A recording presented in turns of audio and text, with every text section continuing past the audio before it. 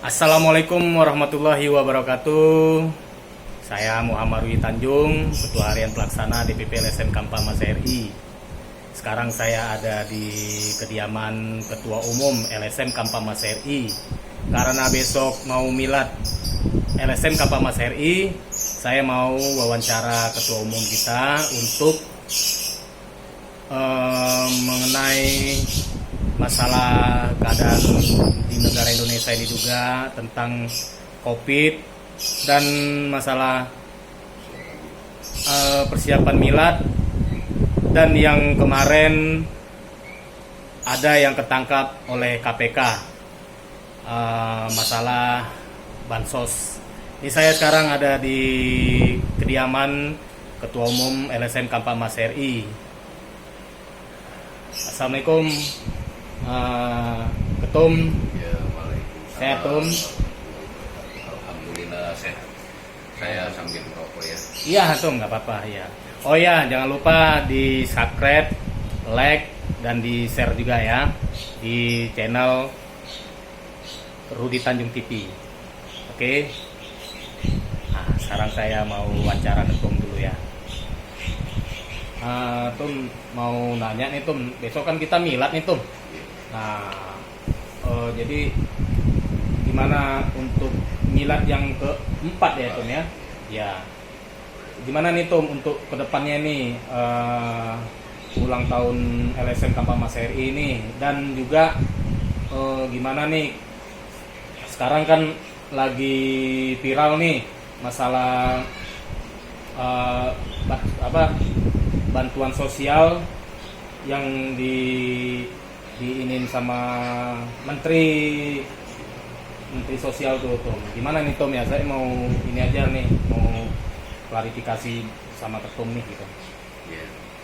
Untuk persiapan milad yang keempat LSM Kampa Mas RI, saya sebagai Ketua Umum LSM Kampa Mas RI menyarankan untuk seluruh jajaran anggota yang tersebar di seluruh provinsi yang sudah terbentuk, apabila mau mengadakan acara milad kita yang keempat, saya sarankan tetap ikuti protokol yang sudah dianjurkan dan disarankan oleh pemerintah, dan harus melakukan izin dari pihak aparat penegak hukum. Apabila memang tidak diberikan izin untuk membuat acara milad kita yang keempat, saya sarankan agar bisa ditunda, mengingat keadaan negara kita yang masih rawan dengan penyebaran virus corona COVID-19. Jadi kita bisa menunda untuk milad kita yang keempat ini. Untuk masalah keadaan negara Indonesia yang mungkin sedang ramai belakangan ini terkait dengan saudara kita dari FPI dan juga dari penangkapan Menteri Sosial yang baru terjadi oleh KPK atas penyelewengan anggaran bansos dari Presiden Republik Indonesia. Menurut saran saya, keadaan negara kita ini kurang kesadaran dari para saudara-saudara kita, baik sesama Muslim maupun di luar dari yang beragama Islam. Kalau menurut saya, yang harus ditingkatkan adalah rasa cinta kita yang sebenar-benarnya kepada Allah, Sang Maha Pencipta. Itu yang masih kurang. Rasa cinta yang harus ditumbuhkan dan ditambah dalam diri kita kepada Allah. Apabila rasa cinta kita kepada Allah sudah kita tumbuhkan, cinta yang benar-benar sejati kepada Allah sudah benar-benar ada di dalam diri kita dengan kesadaran yang penuh, saya yakin tidak ada itu yang saling menghujat, saling menjelekan. Tidak ada mungkin yang berani bicara kepada saudara-saudara kita, ini kecebong, ini kampret. Itu tidak ada. Kalau kita memahami betul-betul rasa cinta kita kepada Allah, tidak akan hal itu terjadi. Itu menurut pendapat saya. Sebagai contoh yang sering saya bicarakan dengan para anggota, apabila kita benar-benar sudah menyadari, sebagai contoh kita membuat makanan atau minuman untuk tamu kita. Apabila makanan dan minuman itu dihina, tidak enak rasanya atau kurang mantap, yang saya tanya, kira-kira apakah minuman dan makanan itu yang akan tersinggung? Tidak. Tetapi yang membuat minuman dan makanan itu yang akan tersinggung. Begitupun kalau seandainya kata kita sudah memiliki kesadaran yang penuh, memiliki kesadaran dan rasa cinta yang sejati kepada Sang Maha Pencipta, kepada Allah Subhanahu wa Ta'ala, saya yakin tidak akan ada sedikit pun keberanian kita untuk menghina sesama saudara kita, yang mana itu adalah ciptaan dari Allah Subhanahu wa Ta'ala, Sang Maha Pencipta. Karena kita sudah menyadari apabila kita melakukan hal tersebut,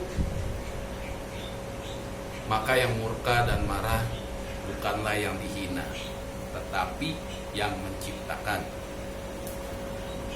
Begitu juga keterkaitan dengan penyelewengan dana yang sekarang sudah ditangkap, dan juga mungkin ada yang saya dengar ini ada 6 dari saudara kita sesama rakyat Indonesia yang ditembak mati oleh Polri, aparat penegak hukum kita yang sangat kita cintai. Hal itu menurut saya tidak perlu terjadi apabila kita benar-benar memiliki rasa cinta kepada Allah. Tidak akan kita berprasangka buruk kepada sesama kita. Jadi kalau menurut pendapat saya, dalam kesempatan kali ini dari channelnya Rudi Tanjung TV, saya sebagai Ketua Umum Kampak Mas RI dan sebagai pribadi, saya mengajak dan menyarankan kepada rekan-rekan, kepada saudara-saudara saya yang ada di seluruh tanah air Indonesia, ayo kita pupuk kesadaran kita, ayo kita perbesar rasa cinta kita kepada Allah, dan jangan sampai kita kebablasan dalam mengartikan apa itu rasa cinta kepada agama kita. Karena Rasulullah mengajarkan kepada kita ilmu yang sangat luar biasa, yaitu ilmu akhlak dan adab kepada seluruh umat manusia. Jadi mungkin menurut saya itu, mungkin banyak yang akan saya sampaikan terkait permasalahan yang ada di negeri ini. Dan saya sangat menyayangkan dan saya sangat sedih melihat keadaan negeri kita yang sekarang banyak masalah. Dan ayo kita sama-sama mengkaji dalam diri kita sendiri. Kita perbesar rasa cinta kita dan kita pupuk kesadaran kita sebagai manusia ciptaan Allah Subhanahu wa Ta'ala. Amin, amin, amin. Nah ini Tum, aku mau nanya nih Tum, itu kan yang kemarin Persatuan NKRI jangan sampai terpecah oleh perbedaan dan juga rasa ego dari diri masing-masing yang merasa yang paling benar. Karena menurut pendapat saya, tidak ada makhluk di dunia ini ciptaan Allah yang hina. Iya. Tidak ada satupun makhluk di dunia ini yang hina di mata Allah. Tetapi apabila kita mencari makhluk yang paling hina di dunia ini, kitalah akan yang menjadi yang paling hina. Karena yang hina di mata Allah adalah yang menghinakan ciptaan Allah. Mungkin menurut saya. Tum, ini ada pertanyaan aku nih Tum ya. Nah, ini kan aku dengar nih di TV katanya KPK mau mengajukan hukuman mati untuk para koruptor. Itu gimana menurut Ketum? Iya. Kalau menurut aturan dari negara, apabila terjadi tindak pidana kejahatan baik korupsi atau apapun yang dilakukan dalam keadaan negara sedang darurat, ya menurut aturan dari hukum yaitu bisa untuk dilakukan hukuman mati.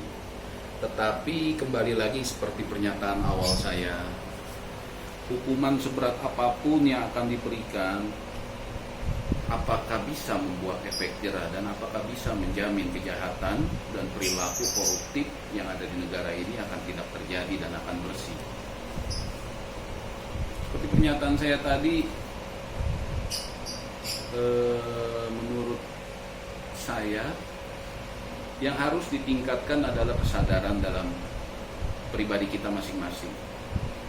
Saling kita menjaga kesadaran, saling kita memupuk rasa cinta kita kepada Sang Maha Pencipta, maka insya Allah saya yakin negara ini akan damai, akan tentram, karena kita akan melihat siapapun sosok yang ada di depan kita itu adalah ciptaan dari Allah Subhanahu wa Ta'ala yang sangat kita cintai.